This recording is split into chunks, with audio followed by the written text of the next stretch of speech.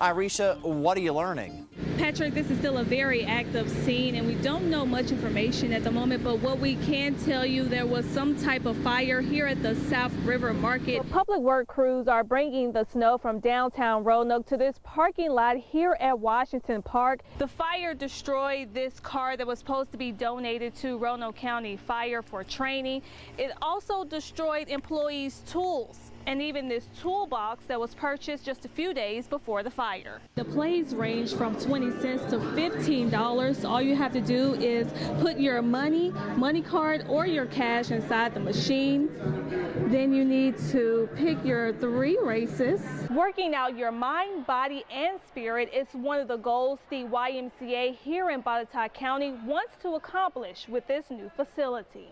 To give you an idea of the impact of the accident, the body of the person on the motorcycle landed right here, but his motorcycle actually landed about 25 yards away at the train tracks. 10 News reporter Irisha Jones joins us in the studio to introduce us to the officer who played a large role in this case. Irisha? Well, Doug Leonard can't remember a lot of the details from that day on March 20th, but he does remember feeling sick a few weeks before his heart attack. But he will forever be thankful to the man with a badge and a gun who saved his life.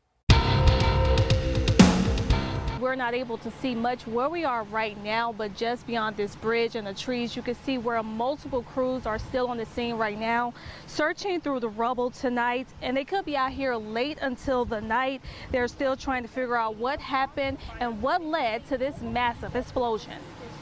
It's a favorite spot in Rockbridge County. South River Market, 578 South River Road, for an explosion in the building and outside flames. Now destroyed. The Rockbridge County Sheriff's Office and Rockbridge County Fire and Rescue called to the scene of an explosion before 10 Friday morning. We have heavy smoke and flames from all 4 sides.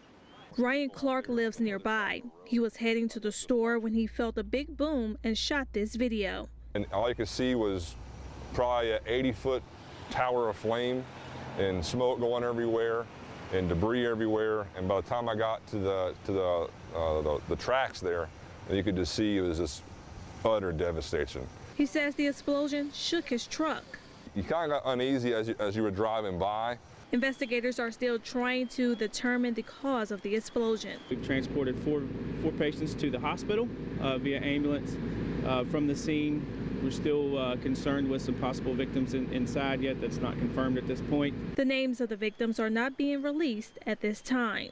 Some of those bullets hit a car in a driveway and some houses, mostly along Dalewood Avenue.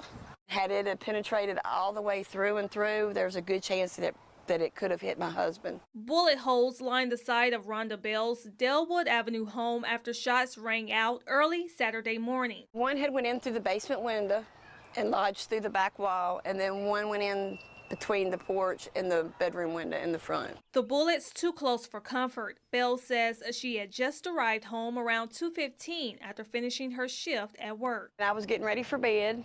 I come in through my living room going into my bedroom, and I heard the car speed up and sounded like fireworks. Pow, pow, pow, real quick, fast. A spokesman for the Salem Police Department tells us the case is still under investigation and there have been no arrests. But neighbors say their sense of security has been threatened and they want answers. I'm hoping for the truth. 10 News reporter Irisha Jones has their story. In 1968, the country was in the middle of the Vietnam War and Martin Luther King Jr. was assassinated. It was also the year the first black cadets at Virginia Military Institute was admitted. Harry Gore Jr. was the first cadet accepted. I hated VMI for 3 years. The young man from Hampton said he didn't know what to expect. Holy cow, what did I get myself into? Gore, Phil Wilkerson, Adam Randolph, and Richard Valentine were the class of 1972. They shared their experiences of being the first.